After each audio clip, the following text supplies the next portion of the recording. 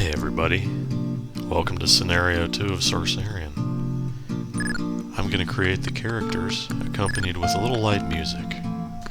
If you don't care, you can skip forward to 2.5 minutes, but for now I leave you with Makoto Matsushita and Sherry Michelle.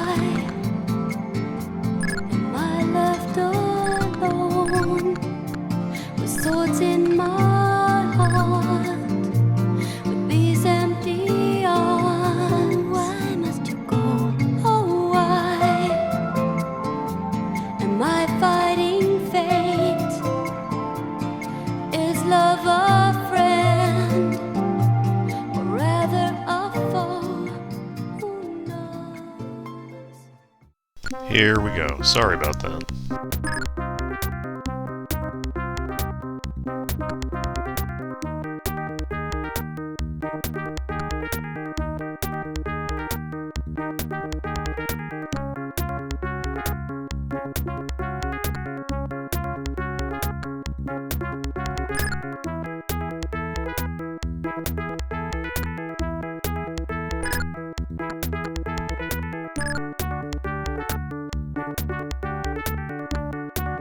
Alright.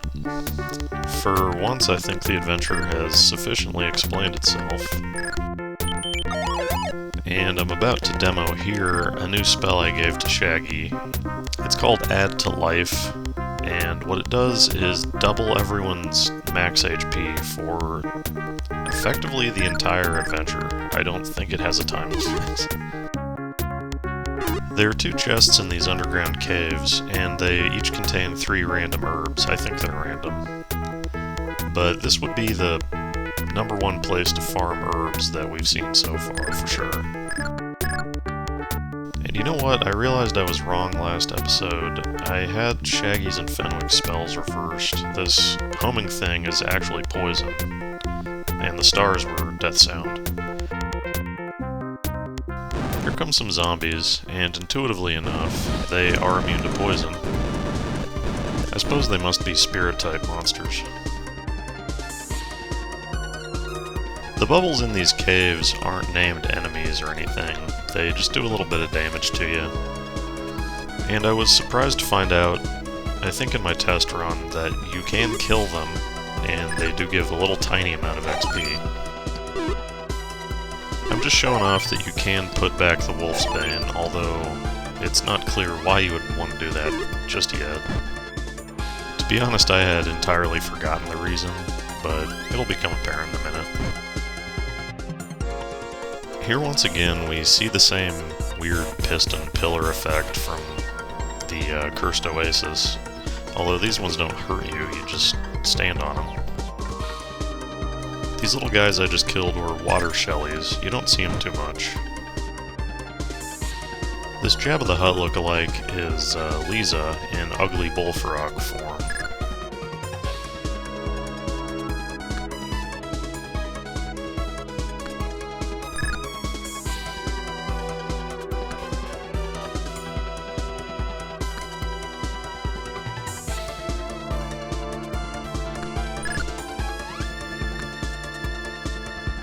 So yeah, accidentally showing off a quest mechanic here. I have to go put the Wolfsbane back before she'll talk to me.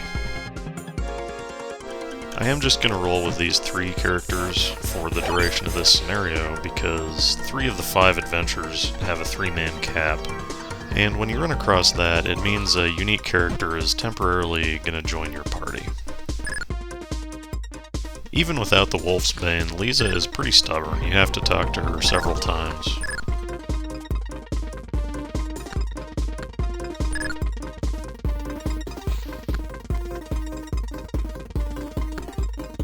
This background track is kind of starting to go off the rails. Good old stuff at Star Magic. It's no saxophone solo, though. On top of not making any sense logically, these pillars are a pretty big pain to navigate. It looks like something is supposed to go in this knothole, but we don't have anything yet. And we're being swarmed by wasps here. It's not super obvious, but this is the old castle Lisa was talking about. Not too many pillars here, so it should be easy enough to find the cauldron. After stirring up only 1 zombie, let's take the cauldron back and ask Lisa what she wants us to put in it. I think this is the smallest adventure yet. You can complete it easily in under 15 minutes. It may actually be shorter than Before Dark on the TurboGrafx if you happen to watch my stream. I was just messing around with Twitch TV, and I fumbled through a few adventures on the Japanese PC engine Sorcerian. The first adventure on that is a real short, kind of introductory quest that is unique to that game. I'll probably stream some more in the future, maybe some of the Mega Drive version, or maybe like a test run or a recording of an actual run for the LP. Sorcerian does not seem to have a particularly progressive view of women. Anyway, we know where the Wolfsbane is, and we just need to find the Mandragora and the Beehive. Beehive should be pretty obvious. The Mandragora is not too hard to find. We've just been skipping over it until now.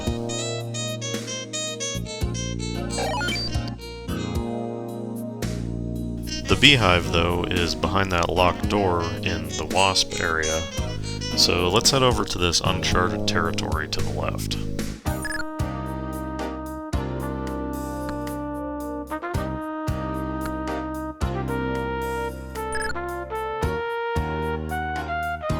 So this area is a maze, and you might expect something kind of like the Lost Forest from Zelda, but that's actually somewhere else in this adventure. This is just a straight-up 8x4 maze that you kind of have to think about in terms of north, south, east, and west. Since every screen has an arch on either side, the guards act as the east-west walls. Obviously, if you didn't have a map, this part would extend the length of the adventure by quite a bit. When you find these sad guards who talk in a different text color, if you leave the screen and come back, they'll be gone. This one was guarding the first of 2 important items in here, the Bloodstone. You know, I probably could have sped this whole segment up, but I was thinking that what if somebody's using this as a guide, they're gonna get lost, and nobody's gonna be using this as a guide, come on. It's possible that there are like some more herbs somewhere in here, but I've never really taken the time to fully explore it, and let's be real, it doesn't matter. So in the thread, Davs was saying that he normally plays the game 1-1, 2-1, 3-1, and so on, because of the way the difficulty is balanced, and that's what makes the most sense if you're gonna stick with one party, and that's what I was originally gonna do. But in the Sandcastle, somebody recommended that I break it up and give the thread, 3 chances to make a new set of characters, but I guess you guys don't care. Jeez. It seemed like a good idea at the time. I don't know. It's all good. At least this way, some of the combat content can look a little difficult. Anyway, now we're taking the Bloodstone and Moonstone over to the knotholes in the trees, which will unlock the door. And I want to preface that door with a trigger warning for anyone who's disturbed by beehive imagery. The manual says these wasps are poisonous, but luckily if they are, I never did get hit by it, because I meant to give Shaggy Cure, but I forgot. Status effects are going to become more prominent as the game goes on. For no good reason, I'm going to go ahead and grab the stones, take them with me. Even though we don't have an appraiser in the new group yet, they're not magical. We've got all 3 of the ingredients now though, so let's go back to the cauldron and mix them up. Even though this is a short adventure, I think it's one of the better ones so far. The map feels pretty well designed, it has a couple neat tricks, and the whole thing revolves around this NPC who has kind of a lot to say, and some personality.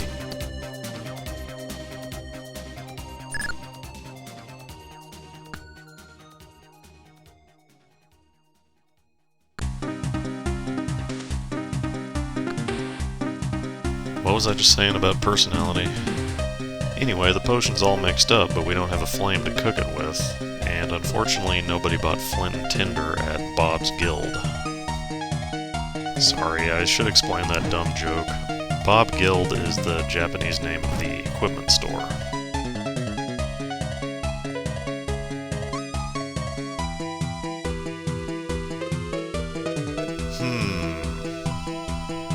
This is the last area left to explore, and I mentioned the Lost Forest from Zelda earlier, but this screen loops to the right infinitely. You can barely notice, but there are golems coming up out of the ground here. If you go to the left, though, it takes you to an all-new area. The water shellies show up again, and here's where we find Jack's Flame, which is a magical flame that we can just pick up, apparently.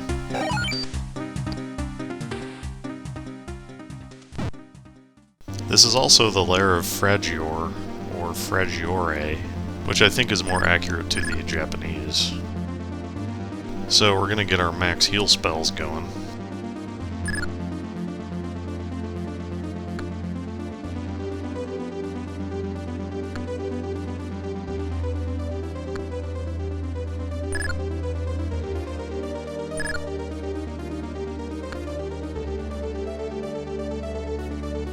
Fragiore, I feel weird saying that. He's optional, and he does have a lot more HP than the Hydras in 1-1, but he's pretty easy. He does just frickin' explode nice, though. I always especially enjoyed the story in this adventure because it reminded me of a tape that I used to rent when I was much younger, The Fantastic Adventures of UNICO, which now much later I realize was not just Robotech-ish, but was actually anime as well. There's a segment in that where a cat gets transformed into a girl, and is then seduced by an evil dude in a forest. So some obvious parallels to what's going on here.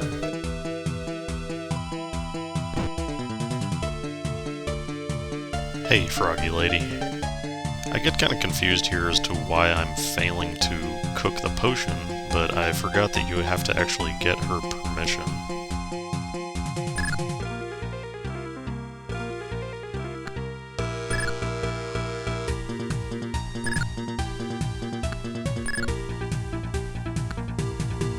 So, what have we learned? Even if you turn women into frogs, they're still flighty and indecisive.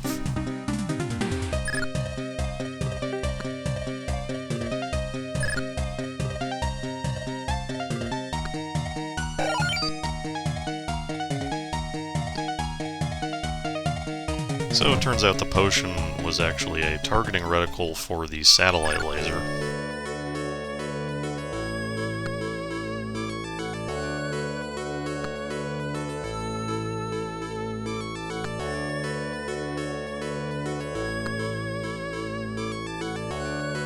Well, our work here is done. This is the original non-jazz version of Beautiful Day. I don't know why suddenly we're hitting adventures that have ending music. Some of the earlier ones have unique ending music that shows up on the soundtracks, but doesn't seem to be present in the original game. They must have been added in some kind of expansion, I think Sorcerian utility.